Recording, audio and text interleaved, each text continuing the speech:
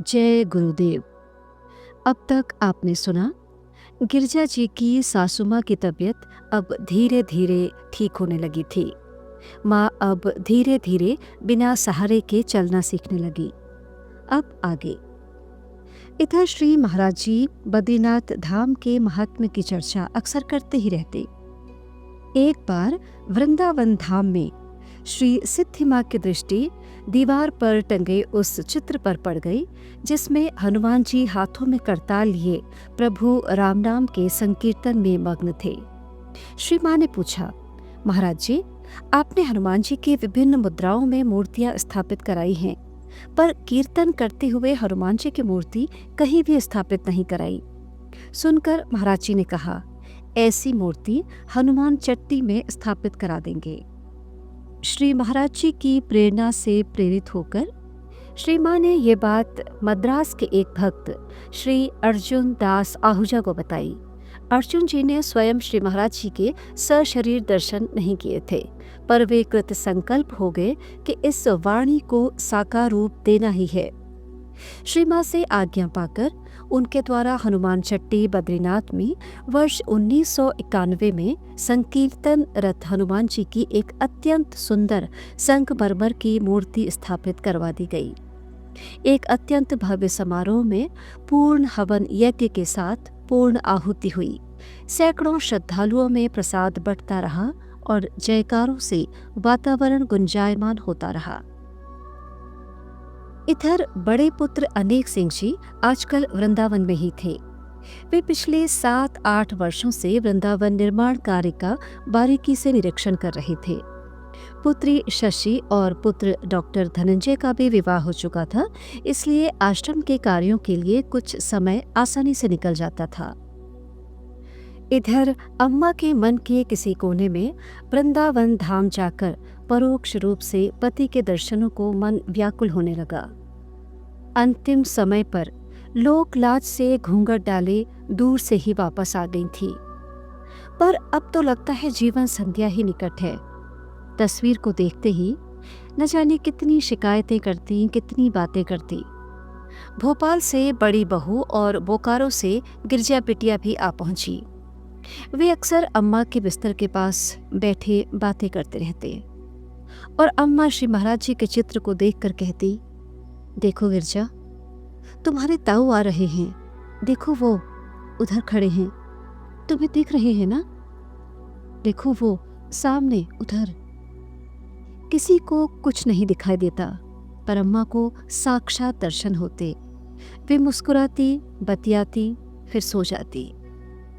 अम्मा की इच्छा अनुसार बड़े पुत्र अनेक सिंह शर्मा जी वृंदावन से आए और अम्मा सहित बड़ी बहू और गिरजा बिटिया भी वृंदावन दर्शनों के लिए आ गए। अम्मा को ऐसी तसल्ली हो रही थी जैसे वे साक्षात महाप्रभुपति के सानिध्य में हों। उनका स्वास्थ्य भी सुधरता जा रहा था। प्रकृति के सुंदर दृश्यों से अभिभूत हुई वे अकबरपुर के उन अतीत के दिनों में खो जाती, जब वे खिड़की से दूर सरसों के पीले खेत और मोरों के आगमन से उल्लासित हो उठती थी। यही दृश्य था यहाँ पर। आम, अशोक, जामुन के सुंदर वृक्षों से घिरा ये परिसर बहुत ही सुंदर लगता। फिर मोर तो ऐसे आश्रम के सामने घिराते कि अम्मा बड़े प्यार से उन्हें मुस्कुराते हुए कुछ न कुछ खिलाती रहती। कभी कभी आश्रम के सेवक उन्हें व्हील चेयर में सारे आश्रम के दर्शन करवाते। कहीं 8-10 गायें रंभाती तो कहीं खुला हुआ परिदृश्य। इस भ्रमण में उन्हें ऐसा लगता जैसे महाराज जी कहीं न कहीं आसपास ही हैं। समाधि स्थल पर व्हील चेयर से उतरकर हाथों से छूते हुए प्रणाम करती, कुछ आंसू बहाती, कुछ बुदबुदाती, एकटक देखी रहती और न जाने क्या क्या कहती। फिर अम्मा कमरे में लौट आती। पुत्री की सेवा में उन्हें नया जीवन मिल रहा था। मन की आत्मा और तृप्ति लिए वे वापस आगरा लौट आई। 1 वर्ष बीत गया। छोटे बेटे धर्मनारायण जी की 2 पुत्रियों का विवाह हो चुका है। गुरु पूर्णिमा के पावन पर्व पर सारा परिवार वृंदावन आश्रम में दर्शनों के लिए जाने की तैयारी कर रहा है। बड़े श्रद्धा पूर्वक हर्षोल्लास से वृंदावन में गुरु पूर्णिमा के पावन पर्व की तैयारियां हो रही हैं। श्री महाराज जी के अनन्य भक्त श्री सीताराम गुप्ता कैंची धाम के लिए रवाना हो चुके हैं। पर पता नहीं मार्ग में ही अचानक ध्यान आया कि कैंची धाम न जाकर वृंदावन धाम जाना चाहिए। श्री महाराज जी की प्रेरणा उनके द्वारा कुछ और ही पावन कार्य करवाना चाहती थी। सीताराम गुप्ता जी अज्ञात प्रेरणा से वृंदावन धाम की ओर चल पड़े। अपने प्रिय श्री गुरु महाराज जी के समाधि स्थल के स्थान पर हृदय से समर्पित होकर पूजा अर्चना करते हुए उनकी मधुर याद में मन व्यथित होने लगा। अचानक यह जानकर उनके मन में असीम आश्चर्य हुआ कि गुरु माँ अम्मा जी सपरिवार वृंदावन पधारी हैं। उनके मन में बहुत इच्छा हुई कि जिस तरह कभी श्री गुरु महाराज जी की आरती वंदना की जाती थी, उसी प्रकार आज गुरु माँ के चरणों की वंदना कर जीवन साकार कर लूं। वे उस प्रेरणा से उत्प्रेरित होकर बाजार से गुरु माँ के लिए सुंदर लाल किनारे वाली क्रीम कलर की रेशमी साड़ी, पुष्प मालाएं और पूजा सामग्री लेकर उपस्थित हो गए। पारिवारिक जनों से अपने हृदय के विनम्र उद्गारों को प्रकट करते हुए गुरु माँ के पूजन के लिए आज्ञा मांगने लगे। अम्मा तो सदैव ही भक्तों से दूर रहने में आनंदित रहती। उन्हें अपनी पूजा अर्चना जैसे कार्यों से क्या मतलब। अम्मा ने ये प्रस्ताव सुना और मना कर दिया। फिर पुत्र, बहू और उर्मिला के समझाने पर कि भक्त की भावनाओं का मान रख लें, अम्मा किसी तरह तैयार हो गई। एक तो बीमारी जैसी हालत, ऊपर से 93 वर्ष की आयु में कमजोर होता शरीर, पर परिवार और अनन्य भक्तों की इच्छा का मान रखते हुए उन्होंने सब कुछ प्रेम से स्वीकार कर लिया। बहू उर्मिला ने उन्हें अच्छी तरह से साड़ी पहनाकर सुसज्जित कर दिया, माला पहनाई, टीका आदि लगाकर पुष्पार्पण किया। नवीन वस्त्र और फूल मालाओं से सुसज्जित अम्मा को आश्रम में ही एक विशेष स्थान पर आसीन किया गया। भक्तजन दर्शनों को उमड़ पड़े। श्री गुरु माँ के चरणों की वंदना हुई, आरती गाई और खूब भजन हुए। जयकारों की गूंज से संपूर्ण वातावरण गुंजायमान हो गया। पुष्पों और पुष्प पंखुड़ियों की वर्षा से यह दृश्य अलौकिक हो गया। मन ही मन सकुचाती हुई अम्मा ने प्रिय भक्तों को सस्नेह खूब आशीर्वाद दिए। उनका मन भाव विह्वल हो रहा था। मन ही मन सोच रही थी, जिस समाधि स्थल पर वर्षों पूर्व मैं लाचारी की लक्ष्मण रेखा से स्वयं को घूंघट की ओट में समेटे हुए रोते बिलखते दूर चली गई थी, आज श्री महाराज जी ने उसी पावन स्थान पर इस महान पर्व पर उन्हीं भक्तों के द्वारा कितना प्यार और सम्मान बरसा दिया है। उन्हीं की प्रेरणा से तो प्रेरित हैं ये सब। अब मन में कोई अभिलाषा कहाँ रही। आपने त्याग तपस्या से साधना के उस शीर्ष को प्राप्त किया, मुझे तो अकारण ही उसका प्रसाद मिल रहा है। मैं इस योग्य कहाँ। मन ही मन भक्तों के प्रेम से प्रफुल्लित अम्मा अपने मन में असीम शांति का स्रोत लिए घर आ गई।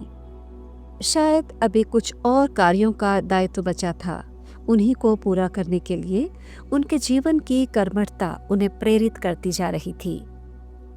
अकबरपुर गांव की हवेली, जमीन, गोकुलपुरा का मकान श्री महाराज जी ने पहले ही अम्मा के नाम करवा दिया था। अब समय था कि अम्मा उनका उचित बंटवारा बच्चों के नाम कर दे। अम्मा ने अकबरपुर गांव की दोनों नई और पुरानी पुश्तैनी हवेलियां ट्रस्ट के नाम कर दी, जिस पर शीघ्र ही मंदिर का निर्माण और एक विद्यालय का निर्माण कार्य आरंभ हो गया। विद्यालय का नाम अम्मा जी के नाम पर रखा गया, राम बेटी विद्यालय। अम्मा यही प्रार्थना करती, बहुत जी लिया है, अब शेष क्या है। काश अब जीवन यात्रा पूर्ण हो जाए, पति की अनुगामिनी उन्हीं के चरणों में विलीन हो जाए। बस यही आकांक्षा है और कुछ नहीं, कुछ भी नहीं। अब तो जप तप राम नाम श्वासों की लय में एकाकार होते होते प्राणों का आधार हो चुके थे। इधर कुछ दिनों के लिए गिरजा बिटिया अम्मा के पास आ गई। हर समय अम्मा के पास बैठी गिरजा जी माँ की सेवा में लगी रहती। ये एक ऐसा समय था जब अम्मा अपने जीवन यात्रा के अंतिम पड़ाव पर कर्मठता से अपनी जिम्मेदारियों को पूरा कर शांत मन से जप तप और राम धुन में डूबी रहती। यही समय था जब अतीत की स्मृतियां उभरकर वर्तमान के पटल पर अपने निशान छोड़ चली थी। कुछ मधुर स्मृतियां, कुछ कसक।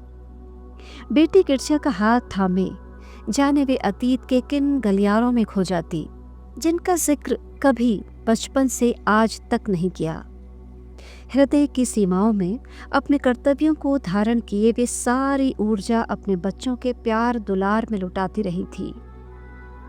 पर अब न जाने क्यों जीवन के इस ठहराव में वे सारी बातें सजीव हो उठी थी जो मन के भीतर दबी पीड़ाओं और मन की व्यथाओं को समेटे थी, जिसे उन्होंने मुस्कान के आवरण और दृढ़ व्यक्तित्व की आड़ में छिपा रखा था। वो एकाकीपन शब्दों और आंसुओं में छलकता ही जा रहा था। लगता था कहीं दूर खोई हुई वे स्वयं से बातें कर रही होती। गिरजा, मेरे भाग्य का वनवास 14 बरस का नहीं, जीवन भर ग्रहण जैसा मेरे साथ जीवन भर छाया रहा। देवी सीता माता जैसा ही तो भाग्य रहा मेरा।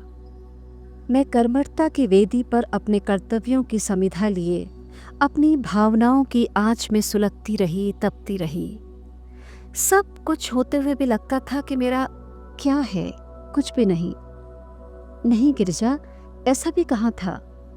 गृहस्थ जीवन का उपवन जो था मेरे पास, उस प्यार दुलार में डूबी सदैव यही सोचती कि मेरे बच्चे मेरे ईश्वर का रूप मेरे पास हैं।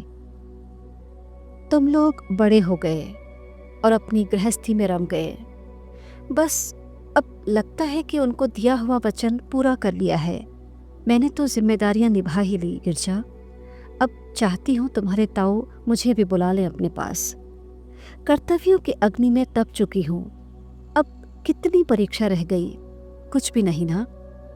मैंने उनसे कभी कुछ नहीं चाहा, पर मेरी सोच से अधिक उन्होंने मुझे मान सम्मान दिया। एक परम योगी ने अगर अपने योग से सांसारिक परिवार के कष्ट दूर किए, तो मैंने बस गृहस्थ परिवार में स्वयं को पूर्णतया खोकर नया जीवन पा लिया। गिरजा, कभी कभार सोचती हूँ कि ऐसा कौन सा परम योगी होगा जिसने पूर्णतया गृहस्थी के कर्तव्यों के निर्वहन के साथ आध्यात्मिक जीवन को पराकाष्ठा के साथ जिया हो। लोग कहते हैं कि वे मन, बुद्धि और वाणी से परे थे, फिर भी गृहस्थ जीवन की सादगी में वे कर्तव्य परायण पिता, पति की भूमिका में अपने कर्तव्य कितनी सरलता से निभाते रहे। गिरजा, तुम्हें क्या पता उन्होंने स्वयं कितने कष्ट सहे। 12 वर्ष क्या उम्र होती है। जब घर से निकल गए थे वे, क्या खाया होगा, कहाँ रहे होंगे। जमींदार खानदान के लाडले बेटे जब बिना चप्पलों के जंगल जंगल दिन रात अंधेरे उजालों सर्दी गर्मी में भटकते रहे होंगे, तो क्या नहीं बीती होगी उन पर।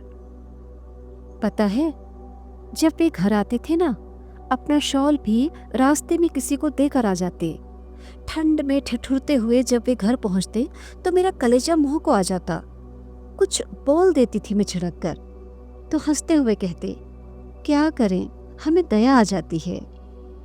दया के अवतार महाप्रभु ने हमारे जीवन को पावन किया था। वे महान योगी थे गिरजा। ये तो मैं तभी समझ गई थी जब तुम्हारे दादाजी ने मुझसे कहा था, तुम्हारे पति अब घर आ गए हैं, पर गृहस्थ और आध्यात्मिक जीवन ही इनका उद्देश्य है। इन्हें रोकोगी तो ये फिर से सन्यासी होकर रह जाएंगे। तभी मैंने प्रण कर लिया था कि ये जब तक हमारे साथ हैं, गृहस्थ जीवन का हिस्सा हैं। आध्यात्मिक दुनिया में भक्तों पर कृपा उनके अलौकिक जीवन का आधार है, उसे भी इसी प्रकार नियति मान लेना है। पर उन्होंने अपने सारे कर्तव्यों का निर्वहन किया, पिता को वचन जो दिया था ना। अम्मा बोलती जा रही थी, शादी से लेकर गृहस्थी, मौसीमा, फिर पारिवारिक जिम्मेदारियों में जो कुछ अच्छा लगा, बुरा लगा, सारी बातों को अम्मा ऐसे दोहरा रही थी जैसे मन की गहराइयों में कोई भी बात अव्यक्त ना रह जाए। कभी मुस्कान, कभी आंसू, कभी कसक, कभी दर्द समेटे अम्मा जीवन भर का सारा बोझ जैसे अपने शब्दों से हल्का करती जा रही थी। बिटिया हाथ थामे, आंखों में आंसू लिए सुनती ही जा रही थी। सोच रही थी कहाँ छुपा के रखा था अम्मा ने दर्द अब तक। सारा जीवन कर्मठता से धैर्यपूर्वक प्यार दुलार से सींचती रही सबका जीवन। कभी आभास ही नहीं होने दिया कि इस शांत मुस्कुराहट के पीछे असह्य दर्द भी होता होगा। अच्छा ही हुआ जीवन की इस ढलती सांझ में अम्मा ये सब कह तो गई, उनके मन को भी तसल्ली हो गई होगी। आंसू भरी आंखों से बिटिया अपनी अम्मा का हाथ सहलाते हुए बहुत देर तक समझाती रही, उनकी सहन शक्ति और धैर्य को सराहती रही। फिर प्यार से सिर पर हाथ रखकर बोली, अम्मा अब सो जाओ, बहुत रात हो चुकी है। गर्मियों की उमस भरी रातें। पंखे की ओर देखकर अम्मा बोली, हाँ ठीक है बिटिया, जाओ आराम करो। हाँ ये पंखा बंद कर देना, ठंडा लगता है। पंखा बंद कर बिटिया अम्मा के हृदय का दर्द मन में लिए भारी कदमों से नीचे वाले कमरे में आ गई। अब कल बोकारो जाने की तैयारी करनी थी।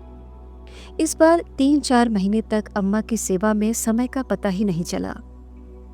अम्मा की सेवा उनकी प्राथमिकता थी। वैसे तो सभी लोग थे घर में, पर अम्मा को गिरजा बिटिया के साथ पर ही भरोसा था। इतना साथ भी मिल गया, कम है क्या। अगले दिन सब से विदा लेकर बिटिया बोकारो के लिए रवाना हो गई। स्टेशन तक आए छोटे भैया धर्मनारायण जी आंखों में आंसू लिए गाड़ी ओझल होने तक देखते ही रहे। और इधर अम्मा फिर अपनी पूर्ववत दिनचर्या में ढल गई। सामने महाराज जी की मुस्कुराती तस्वीर में स्वयं श्री महाराज जी और उनके पावन कक्ष का आध्यात्मिक स्नेह बंधन। फिर बातों का सिलसिला जारी रहता, कभी आंसुओं के गुबारों में, कभी मुस्कुराहट में, कभी गंभीर चिंतन में, हाथों के इशारे से समझाती हुई न जाने क्या क्या कहती। दूर से देखने में लगता कि वे आमने सामने प्रत्यक्ष रूप से बातें कर रहे हैं। अब 94 वर्ष की आयु में भी आध्यात्मिक तेज अम्मा के बीमार चेहरे से अपनी दिव्यता से प्रस्फुटित हो रहा था।